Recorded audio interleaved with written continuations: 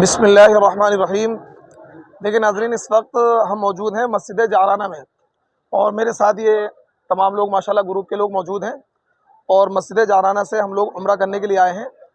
اور دیکھیے، مسجد عائشہ سے بھی عمرہ ہوتا ہے، مسجد جعرانہ سے بھی عمرہ ہوتا ہے۔ تو ہم لوگ آج ایک عمرہ تو ہم کر چکے ہیں ماشاءاللہ، جو ہم انڈیا سے آئے تھے اور ہم نے آپ کے ایئر لائنس میں احرام باندھ لیا تھا۔ آج ہم دوسرا عمرہ کرنے کے لیے آئے ہیں اپنے پورے گروپ کے ساتھ، اور ہم نے یہاں پر عمرے کا احرام باندھا ہے۔ تو یہ سارے میرے ساتھ موجود ہیں۔ یہاں پر میں عمرے کا طریقہ آپ کو بتاؤں گا، کس طریقے سے میں عمرہ ادا کرنا ہے، عمرے کے ارکان کیا ہیں، تاکہ ان ناظرین کو بھی پتہ لگ جائے اور جو میرے ساتھ گروپ کے لوگ ہیں ان کو بھی پتہ لگ جائے۔ دیکھیے، عمرہ کرنے کا جو طریقہ ہے وہ یہ ہے کہ اب ہم نے احرام باندھ لیا ہے۔ احرام باندھنے کے بعد ہم 2 رکعت نفل نماز ادا کریں گے، 2 رکعت نفل نماز ادا کریں گے۔ نفل نماز ادا کرنے کے بعد میں ہم عمرے کی نیت کریں گے۔ دیکھیے، اصل میں نیت کیا ہے؟ نیت دل کے ارادے کا نام ہے، نیت دل کے ارادے کا نام ہے، لیکن اگر زبان سے کہہ لیں تو اس میں کوئی حرج والی بات نہیں ہے۔ زبان سے میں اتنا کہنا ہے کہ اے اللہ، میں نے عمرے کا ارادہ کیا ہے، اے اللہ آپ اس عمرے کو قبول کر لیجئے۔ نہیں، ابھی نیت کرواؤں گا مسجد میں نے عمرے کا ارادہ کیا ہے، اس عمرے کو قبول کر لیجئے اور اس عمرے کو میرے لیے آسان کر دیجئے۔ اس طریقے سے ہم نیت کریں گے۔ پھر نیت کرنے کے بعد میں ہم تلبیہ پڑھیں گے، کیونکہ عمرے میں 2 فرض ہیں۔ پہلا فرض احرام، نیت، تلبیہ۔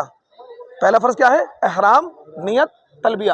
احرام ہم نے باندھ لیا، اب ہم نیت کر رہیں گے، اس کے بعد ہم تلبیہ پڑھ دیں گے۔ تلبیہ کیا ہے؟ لبیک اللہم لبیک، لبیک لا شریک لک لبیک، ان الحمد والنعمت لک والملک لا شریک لک۔ یہ تلبیہ 3 مرتبہ تلبیہ ہم پڑھیں گے تو ہمارا عمرہ سٹارٹ ہو جائے گا۔ ایک فرض ہم نے ادا کر دیا، اب دوسرا فرض ہمارا شروع ہوگا خانہ کعبہ میں جا کر۔ خانہ کعبہ میں ہم یہاں سے جائیں گے نگاہوں کو نیچا کر کے، اور جیسے ہی خانہ کعبہ میں پہلی نگاہ پڑے گی ہم دعا مانگیں گے، جو دعا مانگیں گے انشاءاللہ وہ قبول ہوگی۔ اس کے بعد ہم طواف کریں گے، کیونکہ ایک فرض ہم نے یہاں پورا کر لیا، دوسرا فرض وہاں پورا کریں گے۔ طواف کرنا فرض ہے، اور طواف کا طریقہ میں نے آپ کو بتایا تھا کہ جب آپ حجر اسود کے سامنے، خانہ کعبہ کے 4 کونے ہیں، رکن یمانی، رکن حجر اسود، اور رکن عراقی، رکن شامی۔ رکن حجر اسود جہاں پر چاندی کا وہ کھول کور سا لگا ہوا ہے، پولیس والا وہاں کھڑا رہتا ہے، یہ اس کی پہچان ہے۔ اس کی سیدھ میں کھڑا ہونا ہے، اور اس کی سیدھ کی پہچان کیسے کریں گے؟ جب آپ اس کی سیدھ میں کھڑے ہوں گے تو آپ کے پیٹھ کے پیچھے گرین لائٹ نظر آئے گی۔ تو جب گرین لائٹ آپ کے بالکل پیٹھ کے پیچھے آ جائے تو سمجھ لو آپ حجر اسود کی سیدھ میں ہیں۔ تو پہلے تو آپ خانہ کعبہ کا استقبال کریں گے۔ استقبال کہتے ہیں ہاتھوں کو کانوں تک اٹھائیں گے، جیسے کہ ہم تکبیر تحریمہ میں اٹھاتے ہیں، ایسے ہم کانوں تک اٹھائیں گے، بسم اللہ اللہ اکبر کہہ کے چھوڑ دیں گے۔ یہ استقبال ہو گیا۔ اس کے بعد ہم خانہ کعبہ کا استلام، اس کا رکن حجر اسود کا استلام کریں گے۔ استلام، استقبال سمجھ گئے؟ اس طرح کانوں تک ہاتھ کر کے بسم اللہ اللہ اکبر کہہ کر چھوڑ دیں گے۔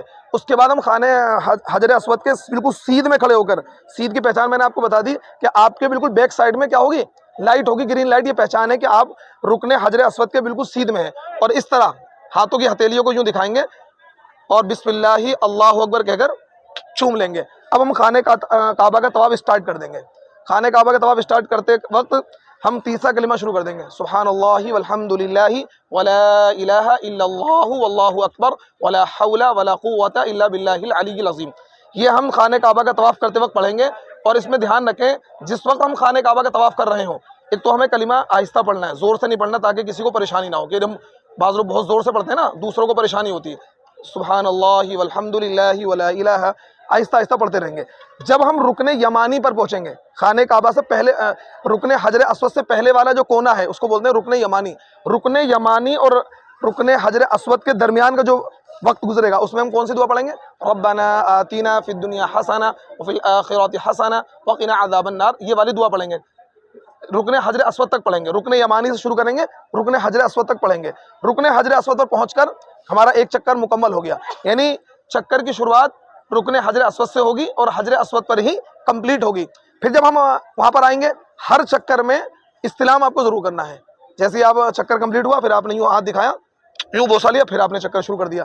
7 چکر لگانے، 7 چکر لگانے کو ایک طواف کہتے ہیں۔ 7 چکر لگانے کو طواف کوئی سا بھی آپ کریں، چاہے طواف عمرے کا ہو، چاہے وہ طواف نفل ہو، چاہے وہ طواف حج کا ہو، کوئی سا بھی طواف ہو، 7 چکر کا ایک طواف مانا جاتا ہے۔ ایسا نہیں کہ آپ نے ایک چکر لگا دیا اور بولے میں نے طواف کر لیا، ٹھیک ہے؟ جب یہ 7 چکر لگا کر آپ کا طواف مکمل ہو جائے گا، اس کے بعد ہم کیا کریں گے؟ اب عمرے کے 2 فرض آپ کے مکمل ہو گئے، احرام، نیت، تلبیہ آپ نے ہی کر لیا، اور خانہ کعبہ کے آپ نے 7 چکر لگا لیے، ایک طواف آپ کا مکمل ہو گیا۔ یہ 2 فرض عمرے کے آپ کے ادا ہو گئے۔ اب اس کے بعد اگر مکروہ وقت نہیں ہے، مکروہ وقت 3 ہے، آپ یہ بھی دھیان رکھیں، بتا دوں، عصر سے مغرب تک نفل نہیں پڑھ سکتے۔ اسی طریقے سے سورج، جیسے سورج نکل گیا، جو کہتے ہیں نا بھائی سورج نکلنے کے 20 منٹ کے بعد نماز پڑھیں، جب سورج غروب ہو گیا، فجر کی اذان سے لے کر اور سورج کے نکلنے تک کوئی بھی نفل نماز نہیں پڑھ سکتے ہیں۔ فجر کی اذان سے لے کر اور سورج کے نکلنے تک کوئی بھی نفل نماز نہیں پڑھ سکتے ہیں۔ 2 وقت ہو گئے۔ تیسرا وقت زوال کا وقت ہے۔ زوال کا وقت سب سے تھوڑا وقت ہوتا ہے، 5-7 منٹ کا ہوتا ہے، اس میں آپ کوئی نفل نماز نہیں پڑھ سکتے۔ احتیاطی طور پر یہ 10 منٹ احتیاط کر لیں، جو نقشے میں جیسے لکھا ہوا ہے 12:20 تو 12:15 سے 12:25 تک کوئی نماز نہ پڑھے۔ یہ 3 وقت مکروہ وقت کہلاتے ہیں۔ تو اگر ان 3 وقتوں میں سے کوئی وقت نہ ہو تو آپ کیا کریں گے؟ 2 رکعت واجب الطواف ادا کریں گے طواف کرنے کے بعد میں۔ اس کے بعد آپ صفا پہاڑی پر جائیں گے۔ صفا پہاڑی پر جانے کے بعد میں آپ خانہ کعبہ کی طرف رخ کر کے کھڑے ہو کر دعا مانگ لیں۔ دعا مانگ کر اور اس کے بعد آپ صفا پہاڑی سے اپنا سفر شروع کریں۔ مروہ پر جائیں گے، 1 چکر ہو جائے گا۔ مروہ پہاڑی پر پہنچ کر خانہ کعبہ کی طرف رخ کر کے آپ دعا مانگیں جو آپ کو دعا مانگنی ہے۔ پھر آپ صفا پہاڑی پر آ جائیں، پھر آپ مروہ پر پہنچ جائیں۔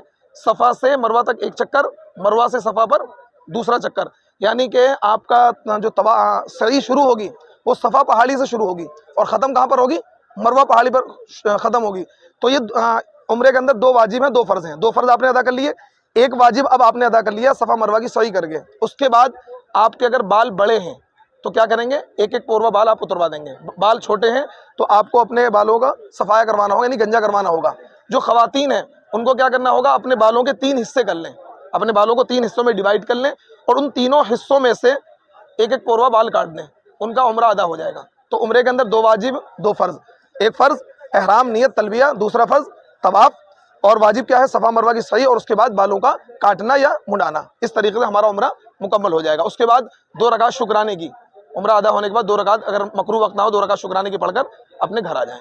ٹھیک ہے، اب ہم چلتے ہیں مسجد کے اندر، وہاں 2 رکعت نفل پڑھتے ہیں، عمرے کی نیت کرتے ہیں۔